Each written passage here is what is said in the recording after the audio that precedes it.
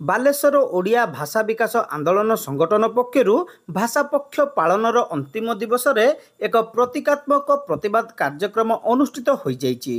ସ୍ଥାନୀୟ ମାକଲପୁରସ୍ଥିତ ସ୍ରଷ୍ଟା କାର୍ଯ୍ୟାଳୟରେ ଅନୁଷ୍ଠିତ କାର୍ଯ୍ୟକ୍ରମରେ ସଂଗଠନର ସାଧାରଣ ସମ୍ପାଦକ ଡକ୍ଟର ଲକ୍ଷ୍ମୀକାନ୍ତ ତ୍ରିପାଠୀ ଯୋଗଦେଇ ଓଡ଼ିଆ ଭାଷା ସାହିତ୍ୟକୁ ପ୍ରୋତ୍ସାହନ ଦେବାରେ ସରକାରଙ୍କର ଉଦାସୀନତାକୁ ତୀବ୍ର ସମାଲୋଚନା କରିଥିଲେ। ବର୍ତ୍ତମାନ ସ୍ଥିତିରେ ଓଡ଼ିଆ ଭାଷା ସାହିତ୍ୟକୁ ଯେଉଁଭଳି ଭାବେ ଗୁରୁତ୍ୱ ଦେବା କଥା ତାହା ସରକାରୀ ସ୍ତରରେ ଦିଆଯାଉନଥିବାରୁ ଓଡ଼ିଶାରେ ପ୍ରଥମ ଥର ପାଇଁ ଏକ ଭାଷାଭିତ୍ତିକ ସଂଗଠନ ପକ୍ଷରୁ ଏଭଳି ପ୍ରତୀକାତ୍ମକ ପ୍ରତିବାଦ ଅନୁଷ୍ଠିତ ହୋଇଥିବା ସେ କହିଥିଲେ। 2017 ମସିହା ପରଠାରୁ ଦୀର୍ଘ 8 ବର୍ଷ ଧରି ଓଡ଼ିଶା ସାହିତ୍ୟ ଏକାଡେମୀ ପକ୍ଷରୁ ସାହିତ୍ୟିକମାନଙ୍କୁ କୌଣସି ପୁରସ୍କାର ପ୍ରଦାନ ହେଉନଥିବା ବେଳେ 2023 ମସିହା ଠାରୁ ବହୁ ପ୍ରତୀକ୍ଷିତ ଅତିବଡ଼ି ଜଗନ୍ନାଥ ଦାସ ପୁରସ୍କାର ଓ ସାରସ୍ୱତ ସମ୍ବର୍ଦ୍ଧନା ଉତ୍ସବ ଆୟୋଜିତ ନ ହେବା ଅତ୍ୟନ୍ତ ଦୁର୍ଭାଗ୍ୟର ବିଷୟ ବୋଲି ଡକ୍ଟର ତ୍ରିପାଠୀ କହିଥିଲେ।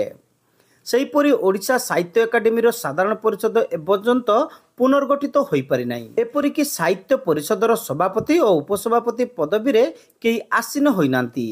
ଫଳରେ ପରିଷଦର ସମସ୍ତ ପ୍ରକାରର କାର୍ଯ୍ୟ ପରିଚାଳନାରେ ଏକ ପ୍ରକାର ଅନ୍ତରାୟ ସୃଷ୍ଟି ହୋଇଛି।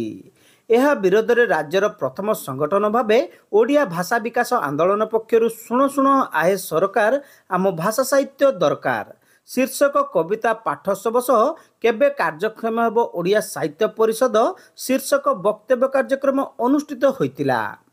ପରେ ଶୁଣ ଶୁଣ ଆହେ ସରକାର ନାଟକ ପରିବେଶିତ ହୋଇଥିଲା।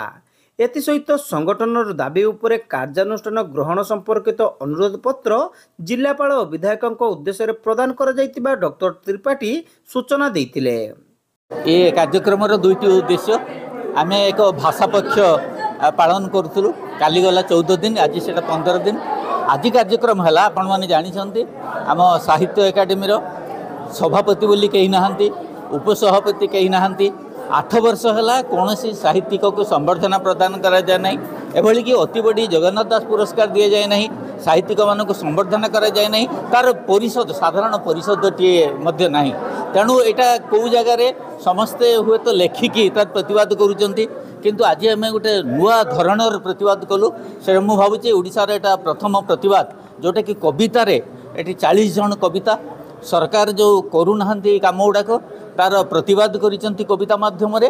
ଏବଂ ଆପଣମାନେ ଜାଣିଥିବେ ଗୋଟେ ନାଟକ ମଧ୍ୟ ପରିବେଷଣ ହୋଇଛି। ସେ ନାଟକର ନାଁ ହେଉଛି ଶୁଣ ଶୁଣ ମୋର ସରକାର।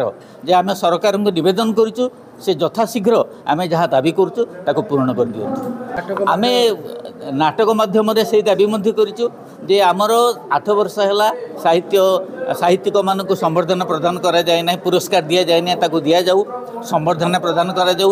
ସାହିତ୍ୟ ଏକାଡେମୀର ସଭାପତି ଏବଂ ଉପସଭାପତି ଶୀଘ୍ର ତାଙ୍କୁ ପୋଷ୍ଟିଂ କରାଯାଉ ଏବଂ ସାଧାରଣ ପରିଷଦ ସେଇଟା ମଧ୍ୟ ଡକାଯାଉ। ଏତିକି ଆମର ଏଇ 4ଟି ଦାବି ଅଛି। ଯେଉଁ କବି ହୁଅନ୍ତୁ, ଲେଖକ ହୁଅନ୍ତୁ, ପ୍ରକାଶକଙ୍କ ପାଖକୁ ଯାଉଛନ୍ତି ବହିଟେ ଛପେଇବା ପାଇଁ ପାଉନାହାନ୍ତି, ହେରାସ ହେଉଛନ୍ତି, ପ୍ରକୃତରେ ତାର ବାର୍ତ୍ତା କ'ଣ?